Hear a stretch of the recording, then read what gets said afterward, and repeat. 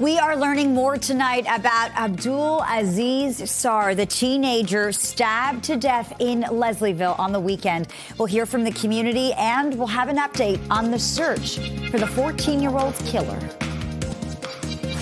After extensive backlash, Therma Canada is out with new images of the reimagined facility with its water park and wellness center, paying tribute to the old Ontario place. We hear from critics. And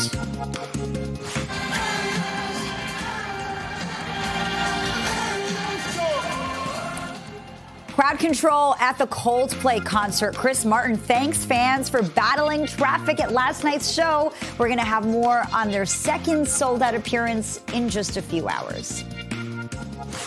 And the red-hot Blue Jays are seeking a 10th straight win in their series opener against the White Sox. We'll have more on the excitement. You're watching Live at 5.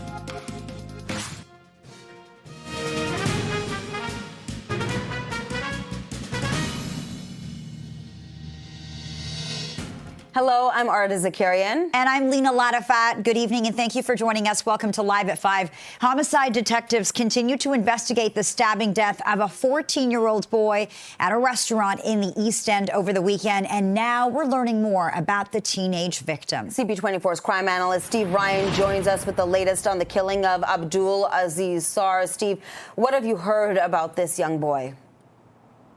Well, we know that he was a mainstay in the Islamic community. A statement was released today, Arda, from the Mecca Islamic Centre, which said that this young man was a beacon of joy, always smiling, always kind, treated everybody with respect, and acted well beyond his 14 years. So this homicide certainly has knocked this community back on their behinds, that's for sure. You've got a 14-year-old boy that was stabbed to death on a busy Saturday night, and right now the police are still actively looking for suspects. So when you have a homicide of any sort, it certainly does affect the community. But when that involves a 14-year-old child, it certainly has an extra punch, if you will, when it comes to the impact that it has on the community as a whole.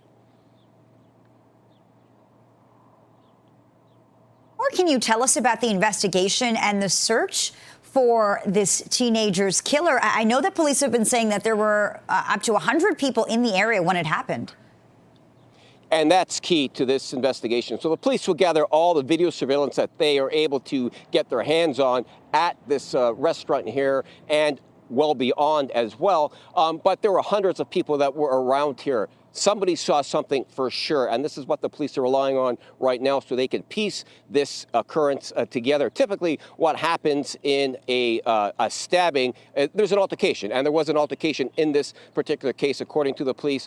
What that altercation was over will be part of the investigation. But I can tell you, guys, based on my experience investigating senseless killings like this, when you have children involved, the motive, most likely, once it's learned, will be something that you'll just scratch your head at when it comes to what the motive actually was.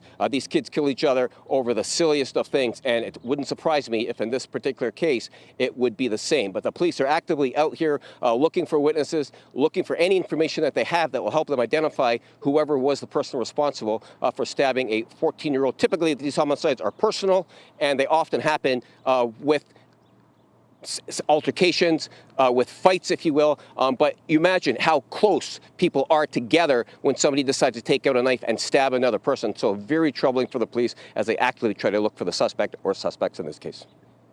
Homicide detective before this for decades. We know they're looking for witnesses. What other things are going to lead to solving this case? Well, you'll get into the background of the 14-year-old. Was there animus? Did anybody have any sort of beef or altercations with him in the past? That will be key. Talking with the witnesses to help piece that together as well. But there are a lot of people in this area right now who may have information that they don't realize they have. Anything that you have at all that you can provide to the police will help them piece this together. But they will go on the history of this 14-year-old, who may have had issues with him. They'll go on a witness account, video surveillance, and at some point in time, I'm pretty confident they will identify who this person was. Problem is, you've got a 14-year-old who's lost his life, and you've got a family who are absolutely grieving over this senseless killing. But at the end of the day, the police will solve this once they get into all the information that they need to help identify who the suspect is. Steve Ryan reporting live tonight. Steve, thanks so much for this. And we also want to mention that a Catholic school board in the region has identified that Abdoul Sarr was a student at Pierre-Philippe Lemarche Secondary School that is in Scarborough. A letter has gone out to parents, to students, to teachers, and obviously that school community is grieving tonight as well. Well, an updated design has been released for the controversial Therma Spa planned for Ontario Place. The building set to be built on the West Island is 25% smaller, which Therma explains follows community feedback about concerns over the scale. The site includes 16 acres of public land, a new beach, and cultural spaces. Therma projects it will draw 2.5 million visitors a year and 15,000 people on its busiest days. We heard concerns from the city. We've also had programming changes that occurred when parts of when the Science Centre came in and some of the parking was moved. It changed the way we had to create a landing pavilion. So we've been able to shrink the building without shrinking the capacity and the activities in the building. So the building's now about a third the size of the Eaton Centre. It's about as tall as the Crystal at Avenue Road and Bloor, attached to the ROM. It's more compact in terms of its design. But we've also, as I said, added parkland around it to as we listen to the public and incorporate their ideas. And for reaction to the updated design, let's go live to CP24's Sija Liu. Sija. Artelina, you heard some of the proposed changes being made there. Smaller building along with more green space. But is everybody buying these changes? Well, for more reaction, I'm joined by Anne Elizabeth Sampson, who is the co-chair of Ontario Place for All. And thanks so much for your time today. Now, we just heard from Therma Canada on some of the changes they're proposing.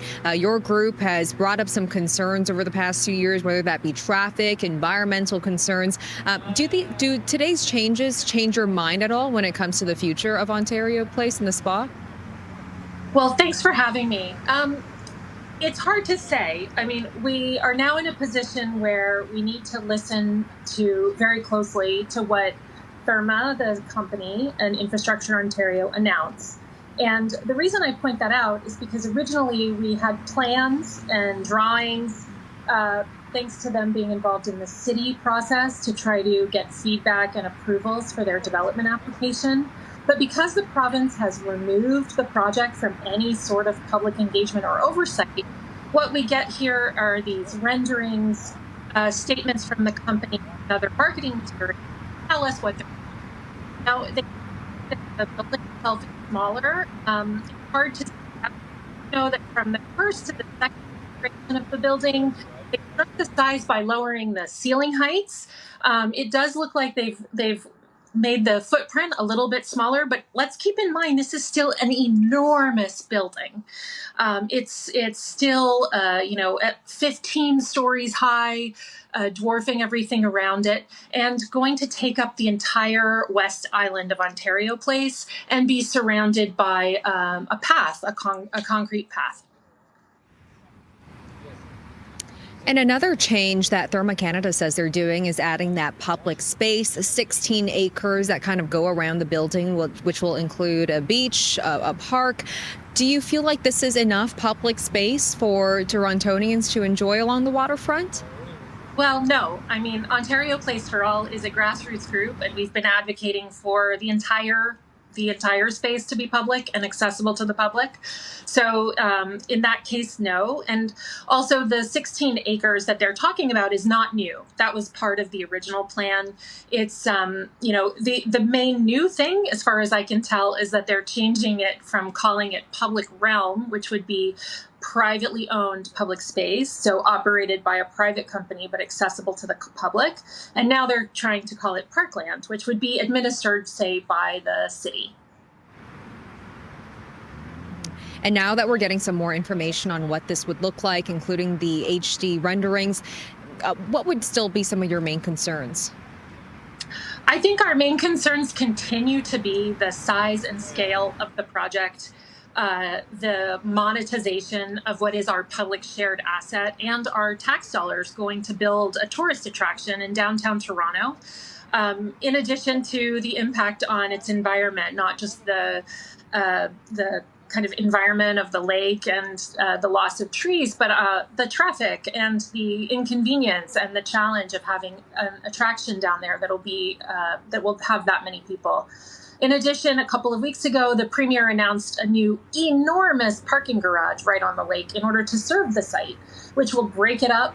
It will not be a continuous waterfront that we have down there. We won't be able to see anything on Ontario Place because of the size of the parking garage.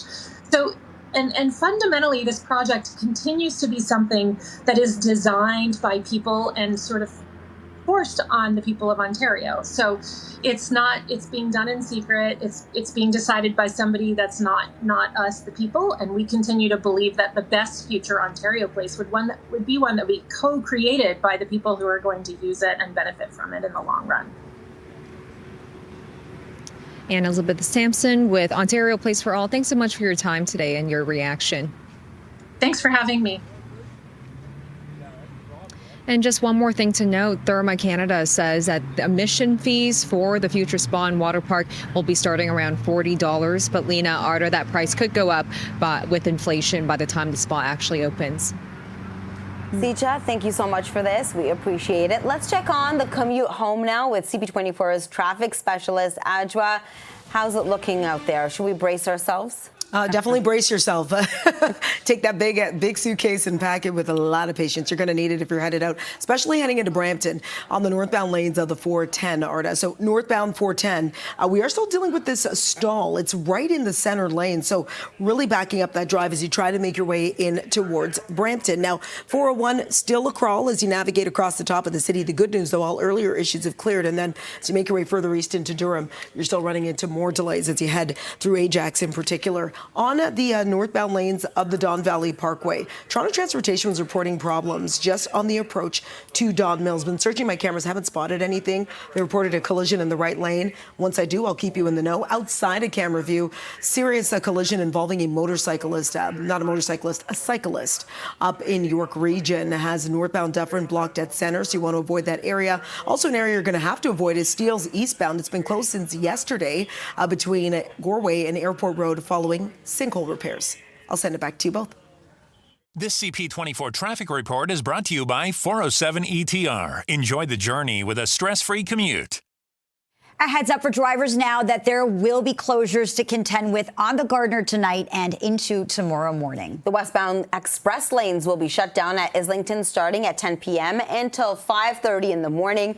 The city says crews will be making emergency pavement repairs. All westbound traffic will be directed into the collector lanes to exit at Islington, Kipling, or Highway 427. There will also be no access to the QEW. Well, commuters in the city's West End faced delays in the High Park area this morning, and that was because of a fuel spill. Police and fire attended the scene at Bloor Street and Parkside Drive. Eastbound lanes on Bloor were closed for the cleanup, but all lanes have since reopened. A man has died after a serious crash on the 407. The crash happened around 5 o'clock Monday morning at Mississauga Road. Police say the 31-year-old driver of a black Honda Civic rear-ended a transport truck. He was rushed to hospital where he has since died of his injuries. The driver of the transport truck wasn't injured. OPP continued to appeal for witnesses. Time now is 5:13, 26 degrees, but it's feeling more like 33 out there. You're watching Live at 5. Coming up, some workers at the CN Tower are still striking, which means you still can't grab a bite to eat when you go up to the tower. We'll tell you more about a rally that was held there today.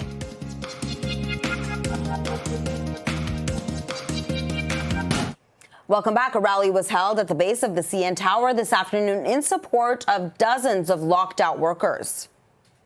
CN Tower negotiate. We are uniform. More than 250 workers at the CN Tower, including hosts, waitstaff, bartenders, and cooks, have been locked out for just over a week now. Unifor Local 4271 says it's been fighting with Canada Land's company, that's the employer, over a lack of pension improvements, wage increases, solutions for scheduling concerns, as well as benefits and health and safety protections. The two best things that we have, they want to take it away. No increment of pension plan for more than 15 years. That's a very sad situation. Shame on the CN Tower. and they wanted to take away the retirement package from our members who are going to retire. The company is telling us that we're going to give you a piece of cake when you leave and nothing else. Is that fairness? So we made our message very clear to them that we are not leaving this place as long as it takes. We have an employer here who thought one thing. They thought they could lock you out and break your resolve. Well, I have news for them. This union has news for them. And you have news for them. You will not break our solidarity. Not today, not tomorrow, not ever. And a statement from the CN Tower reads in part, the CN Tower's most recent offer to the union included wage increases of up to 9% over 3 years. That's 3% annually, as well as significant improvements to employee benefits and a commitment to pension protection. The CN Tower made it clear to the union that we are flexible in how monetary improvements were allocated between wages and benefits. Unfortunately, the union did not present any counter proposals since our last meeting on June the 26th, 2025, and has not requested a meeting for further negotiation. Well, a new report by Toronto's Auditor General details an attempted hydro fraud involving city-owned properties. The details are bizarre. The report shows that the electricity accounts for 14 city properties were switched from Toronto Hydro to 2 different third-party energy retailers without the city's knowledge. This was in 2019. The Auditor General says a retired city employee's identification was fraudulently used to set up the contracts. The report notes the loss to the city would have been between $2.5 million, been about that, and the unusual invoices not been identified. It's very clear that if you are going to try to steal from the city of Toronto, there's a good chance you're going to get caught. I'm really grateful that the Auditor General, by seeing this early and recognizing that these invoices did not look legit, saved Toronto taxpayers millions of dollars. And what I'm very concerned about is that there are people who believe that fraudulently they can get away with ripping taxpayers off by the order of millions of dollars by faking initials and faking invoices when each one of those dollars should be going into the public interest rather than their own pockets. And the matter has now been referred to police, who will determine if a criminal investigation is warranted. It's now 5:19 and 26 degrees. This is Live at 5. Up next, we'll tell you about a disturbing investigation about an alleged violent extremist plot out of Quebec. Our CMP say several men, including members of the Canadian military, are accused of trying to start an anti-government militia.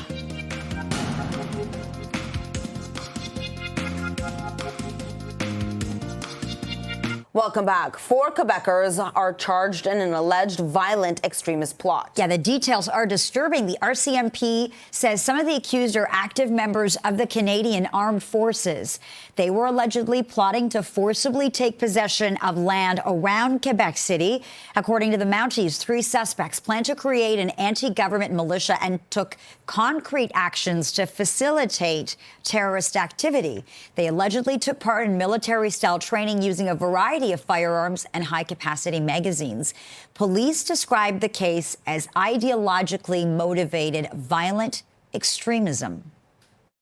The fact that we could charge with facilitating a terrorist activity, that it means that people were actually preparing, were taking actions that led us to believe that they wanted to actually achieve something and wanted to commit this violent terrorist act. So, of course, it was very serious, and it's dangerous. We don't know exactly what could have been done, but when someone is at the point of wanting to seize property, then the plan is really ongoing, and we needed to make the arrest. We're also part of ensuring public safety. CTV's public safety analyst Chris Lewis says the arrests are concerning and there are still so many questions that need to be answered. Members of the armed forces certainly are, have a great deal of a trust by their employer, the government of Canada, and sometimes people violate that trust. Obviously, in this case, it's a huge violation. So that somehow they've got access to stuff and got it out of the Canadian Armed Forces base, wherever that might be. And I'm sure there's a huge investigation going on at the same time to figure out how did they acquire that stuff, what loopholes in the systems were there that would allow that sort of thing. Why didn't somebody notice that it had gone missing? In January 2024, RCMP carried out a search in the Quebec City area and seized 16 explosive devices, 83 firearms and accessories, approximately 11,000 rounds of ammunition. That wasn't all. They also retrieved nearly 130 magazines, 4 pairs of night vision goggles, and military equipment. It's now 5:24 and 25 degrees. This is Live at 5. Still to come, with 9 games, the Blue Jays are on their longest and hottest win streak since 2015, and they'll look to stretch it to 10 games when they face the White Sox in Chicago in just a couple of hours. We'll be right back with more.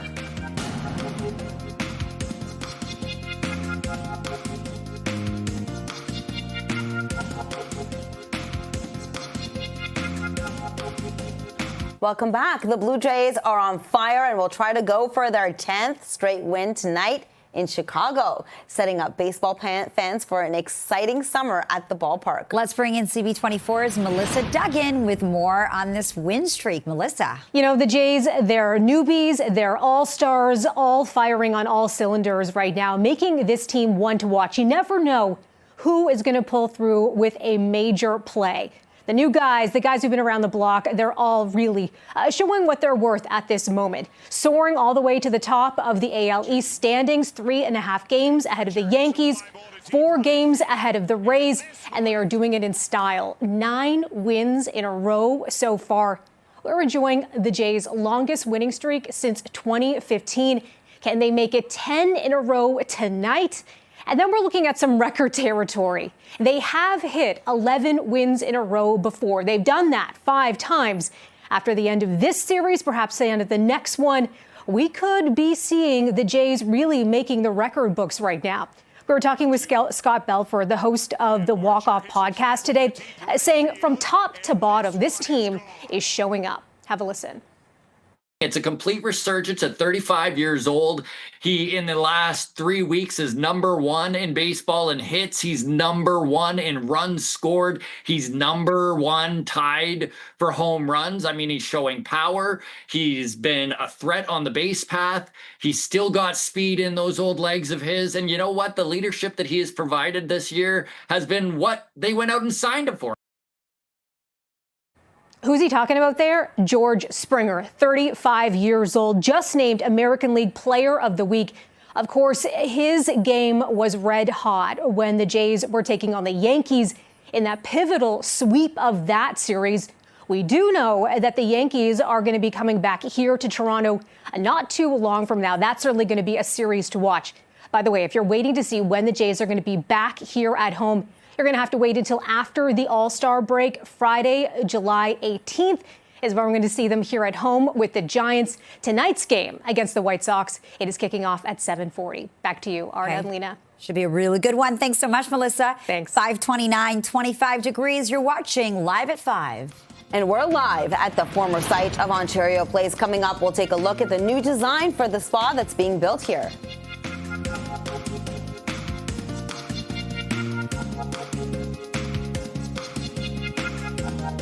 We're learning more tonight about Abdoul Aziz Sarr, the teenager stabbed to death in Leslieville on the weekend. We'll hear from the community, and we'll have an update on the search for the 14-year-old's killer. After extensive backlash, Therma Canada is out with new images of the reimagined facility with its water park and wellness center, paying tribute to the old Ontario Place. We have a reaction tonight from critics.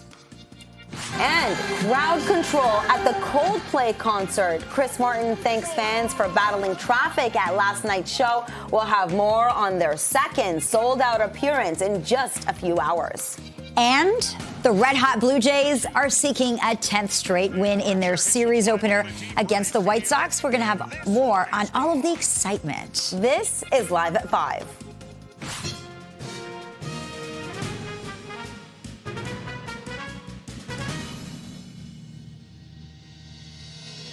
Good evening, and thank you for joining us. I'm Lena Latifat. And I'm Arda Zakarian. Welcome to Live at 5.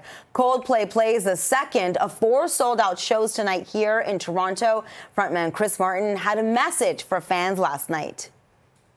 Thank you for waiting 8 years and 10 minutes for us. Yo.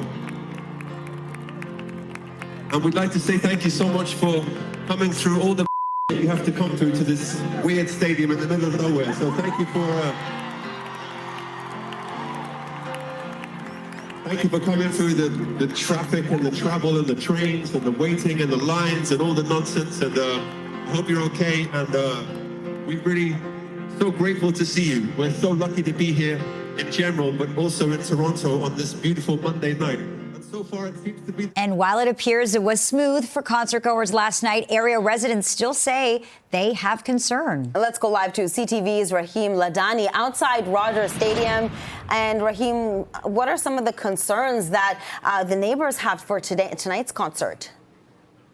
Hey, Arda. Hey, Lena. You know, there are 2 parts to this puzzle. One is the fan experience and one are the neighborhood residents experience. I'm going to start with the fan experience only because of something that's unfolding right now. I'm going to step out of frame. And this is one of the entrances where rideshare drivers are supposed to drop off patrons and drive right in. However, what we're seeing, a lot of patrons are getting out early and then security is not letting them in, which means the people who are wanting to go to the concert, they have to walk all the way down the road and get back onto Wilson just to enter once again, even though they took an Uber or a Lyft to get into this concert venue. And so this is just one of the many lists of inconveniences people have been talking about in terms of this concert and the venue of the location. From a fan perspective, as they leave the venue, last night was a lot smoother than what it was last week after the inaugural show. There was much more better crowd control, a lot more staff holding red signs to stop people and then letting them go. Flow towards transit centers was much smooth, and so there were no big issues from that perspective. From a residential perspective, which is where we are right now, just down the road from Rogers Stadium, residents tell us that they are frustrated and fed up with the traffic, the noise, and the trespassing. Take a listen to some of the people, what they had to say when we spoke to them this morning. People walking through our property, not really caring what was going on. They told us that we're here at the concert, we paid for it, and lump it sort of thing. You know what? The city is not listening to us. This is our community, and all of a sudden we have this big situation going here, and I don't see the end to it. And you know what? Should we put up with this all summer long? I don't know. Now, Area Councillor James Pasternak was here earlier today. We spoke with him. He was speaking to residents who were very angry, and he says that he actually wasn't even brought into the conversation about this venue being built until 8 months after the process had already begun. He admits that this has not gotten off to a strong start. He said changes have to be made. However, what those changes look like remain to be seen. We did about an hour ago see some parking enforcement officers make the rounds on these residential streets, asking people if it was their car and if they were going to the concert, they would be giving them tickets. And so it'll be interesting to see if that enforcement continues as the night continues. Arda and Lena. All right, Rahim Ladani reporting live from Rogers Stadium. Thanks so much for this, Rahim. And Arda, you have a great story to share about this. Yes. You were covering a story, just like Rahim was yesterday. Yes, the talking same to story. fans. Yep. And then you got really excited and you decided you wanted to go to the Coldplay concert. So 8 years ago, I went to the Coldplay concert. Love that. It was amazing. I said, it's about time. I need to go again. So I got tickets yesterday. I went yesterday, Amazing. but I actually passed by exactly where Rahim was standing on my way to the concert. And I heard the neighbors starting to, talk and stop people. And they had, they were all sitting out there. They were all in camaraderie with each other because they're all dealing with the same issue. And they felt bad even for the people who had to get out of their Ubers before the actual Uber drop-off, because that's where the Uber dropped them off. And then they had to make like a 45-minute walk all the way around to get into the concert, maybe even longer, because I did that walk. So anyway, the concert itself, amazing. Went off without a hitch. It was easy, let's say easy to get inside, but once you got through the doors on Wilson Avenue, that was the entrance that I came through, you had to walk about 20-25 minutes to get to the actual stadium itself. Wow. So that you're walking along the runway. Anyway, the getting in was fine, water was okay, access to water, didn't have to wait in a line. Getting out was Waited in okay? a short 10-minute lineup for the washroom. Getting out was fine for me, but I was one of the first out of the stadium. I don't know how it was for everybody else, and including the ones that took the TTC. Since I was there earlier in the day, I'd parked my car somewhere nearby, so I went to that eventually. Now, coming back out at the end of the night, I saw those neighbors again, sitting on their lawn chairs, watching it all unfold in front of them, and I asked them, how was the experience so far? They said, it was double the sound level that it was for stray kids. So it was fairly loud for them. Much louder this time around. Louder. Interesting. And one of them said that they weren't notified that there would be thousands of cars coming through that area. And this is like steps away from their home, steps away from where their kids live. Even there was a police car there with the lights going. You can imagine, like, that's right there when your kids are sleeping inside. Fireworks are going off. And this is not just one night. This is for 14 nights during the entire summer. So you can't escape it. And one man said to me, he goes, I can't even go grocery shopping because if I go, I'm going to be stuck in traffic coming back. So it's really, to contend you feel with that for these concert residents traffic. that they're really crippled and they're trapped basically inside their own homes. So. And like you said, it's not for one weekend or 2 weekends. Yeah. It's something they have to deal with all summer long. One more thing happened. There was a lot of noise. So a lot of people talking loudly. They're excited after the concert. This is at 11:30 at night. And one man comes barreling through, yelling, screaming, swearing. And that caught us all off guard. You know, we all tried to quiet him down or calm him down, but of course, like, and that was an angry resident? That was an angry person that lived on the street. He was like angry anyway, I don't know why he was angry, but he was angry. And there were people like that were taking upon themselves to sit on the curb of like in front of people's homes at 11:30 at night. You know, one time maybe you're like, okay, this is fine. But for it to happen possibly the entire summer, it could be a lot. I mean, their concerns are certainly valid, and it's very interesting to see how the story was initially about the fans and chaos for them, and it looks like Live Nation and the TTC have worked together to make it a better experience for the fans. But now I guess the question is, Arda, to your point, like, who's going to make it better for the residents? Yeah, the residents, because they deserve to live in peace as well. Now, when Chris Martin went on the stage and he told everyone, thank you for coming to this weird stadium, we were all like, yes, thank you for seeing us. Thank you for acknowledging it, because we were so, honestly, I think everybody was surprised that even Chris Martin knew of this issue and how, you know, it affected everybody. And really an issue like this also brings people together at the end of the day. Chris Martin, he said, thank you for coming through to this weird stadium in the middle of nowhere. In the middle of nowhere. Nice of him to acknowledge that for sure. Okay, Arda, thanks for that. Yes. That's really interesting. Let's get to some other stories we're following for you tonight. An updated design has been released for the controversial Therma Spa planned for Ontario Place. The building set to be built on the West Island is 25% smaller, which Therma explains follows community feedback about concerns over the scale. The site includes 16 acres of public land, a new beach and cultural spaces. Therma projects that it will draw 2.5 million visitors a year and 15,000 people on its busiest days. I think what they're going to see is that we've responded not only to the call for Waterfront Park, but we've also been working with the Mississaugas of the Credit, the First Nations, and there are gathering spaces on that park. That park reflects their foundational stories, their gathering capacity. There's a large sweat lodge-like auditorium for free public concerts and theater events. The spirit of Ontario Place, the spirit of Ontario has been captured in that park. And for reaction to the updated design and for more on what critics are saying today, let's go live to CP24's Sija Liu. Sija. Hey there. Well, there has been a lot of controversy over this spa in Therma, Canada, hoping to address some of those concerns with those changes you just mentioned, such as the 25% scaled down building and 16 acres of public land.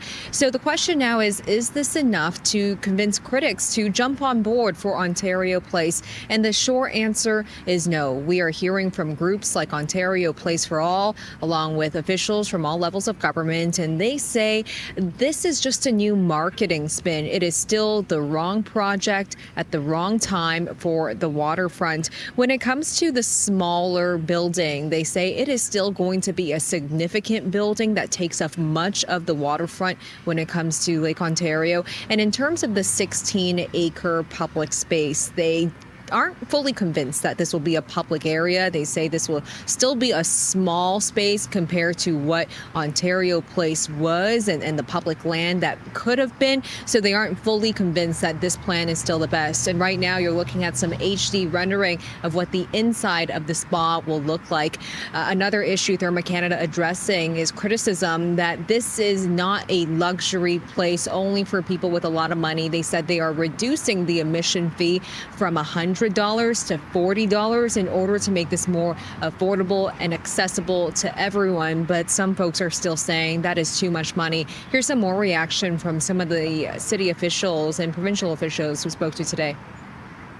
I think they're advertising really what that kind of base cost is. But we know at other spas and facilities like this, there's a lot of different add-ons that people can purchase. So while that might be the fee to enter, I don't think that's going to be what a family of four, for example, is going to be paying. And if we look at families across the province that are actually paying for this project, it's $400 per household in this province that's actually going to be subsidizing this project.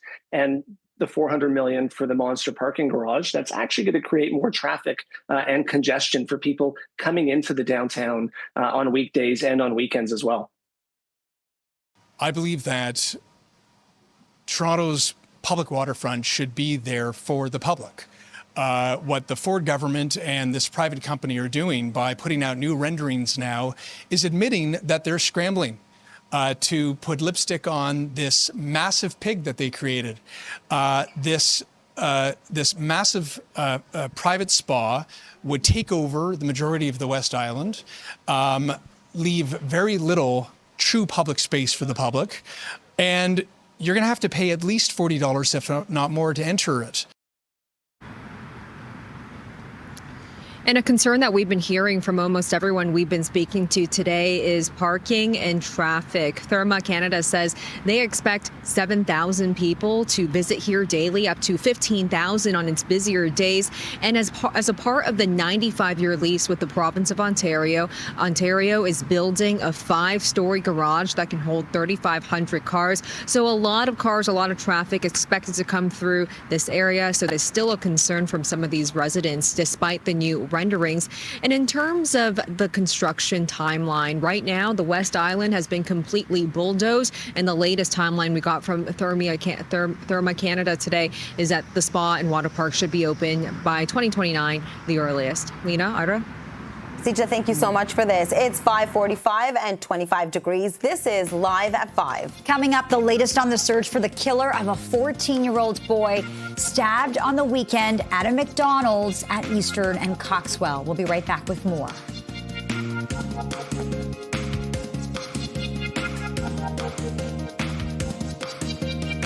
Welcome back. Homicide detectives continue to investigate the stabbing death of a 14-year-old boy at a restaurant at McDonald's in the East End over the weekend. And we're now learning more about the teenage victim. CP24's crime analyst Steve Ryan joins us with the latest on the killing of Abdoul Aziz Sarr.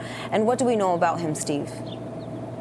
Well, we know that this 14-year-old boy was a mainstay in his community and in the Mecca Islamic Centre as well. The center released a statement, I'm paraphrasing, guys, but the center said that this young man was a beacon of joy, always smiling, always very kind, treated everybody with respect, and he acted well beyond his years. So he's certainly missed by this community as the police actively search for the person or persons responsible for his death.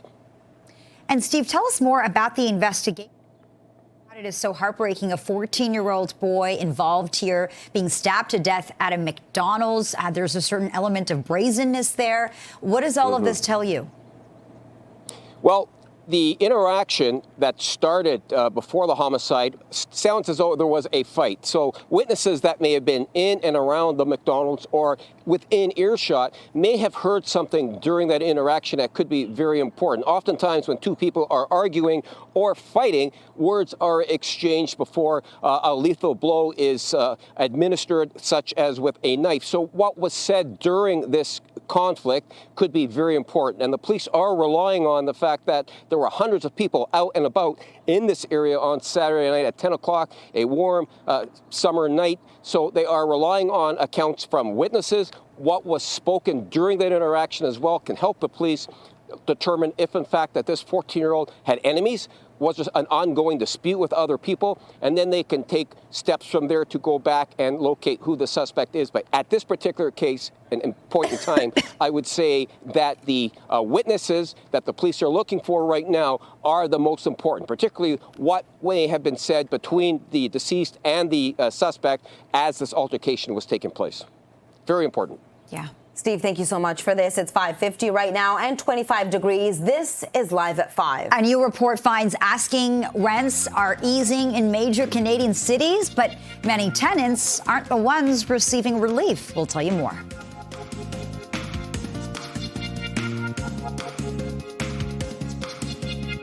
Welcome back. A new report from Canada's housing agency says advertised rents are easing in major cities, but many tenants aren't the ones receiving relief. The Canada Mortgage and Housing Corporation says average asking rents for two-bedroom apartments were down year over year in markets such as Toronto, Vancouver, and Calgary. Landlords are also reporting that vacant units are taking longer to lease. However, the agency says affordability worsened over time because rent-to-income ratios have been rising since 2020. A lot of the rents that we see going down, a lot of that competition is typically in the newer stock. But when, and this is why we look at occupied rents as well, when an occupied unit turns over, especially if it's been inhabited for quite some time and it was built before November 2018, the turnover rent is quite substantial, and that tends to drive up the occupied rents. So we find a lot of individuals in these situations are staying put, and that causes a lot of friction in the rental market through lack of tenant mobility. CMHC says increased supply and slower immigration are some of the factors responsible for the downward pressure on the rental market. It's 5:54 right now, 25 degrees. This is Live at 5. With 9 games, the Blue Jays are on their longest and hottest win streak since 2015, and they'll look to stretch it to 10 games when they take on the White Sox in Chicago tonight. We'll tell you more.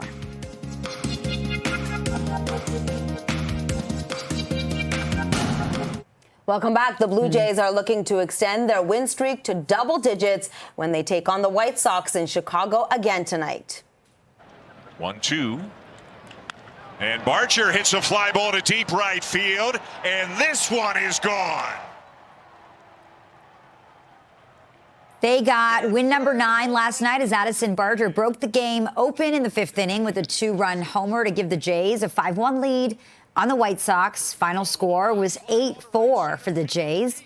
The first-place Jays head into tonight's game with a 3.5-game lead over the Yankees and a 4-game lead over the Rays in the AL East. Toronto's longest win streak ever is 11 games, which they've accomplished 5 times. First pitch is at 7:40. This team is top to bottom showing up. It is a really interesting thing that has gone on with the amount of players that can play different positions, the amount of platoon at bats that they can take. Nathan Lucas is starting to hit in the leadoff spot, which they are platooning with Ernie Clement. Both of them very, very good, whether it's Lucas against right-handed pitchers or whether it's our lefty masher and Ernie Clement. This is just a really fun team to watch, and I suspect that they're going to continue to fight the Yankees for this division lead. And Hamilton's Shea Gilgeous-Alexander has another career accolade to brag about. SGA is set to grace the cover of the NBA 2K26 video game, becoming the first Canadian to do so in the history of the franchise. The 26-year-old superstar is coming off a remarkable season, winning an NBA title with the Oklahoma City Thunder and NBA's most valuable player. A giant replica Formula One car has been unveiled in England. Some 400,000 Lego bricks weighing around 2,400 kilograms were used to make the replica McLaren driven by Lando Norris and Oscar Piastri. It was unveiled at Legoland in Windsor just days after Norris won the British Grand Prix. Looks incredible. 5:59, 25 degrees, 31 is what it feels like out there right now. You're watching Toronto's Breaking News, CP24. Thank you for watching. CTV News at 6 is next.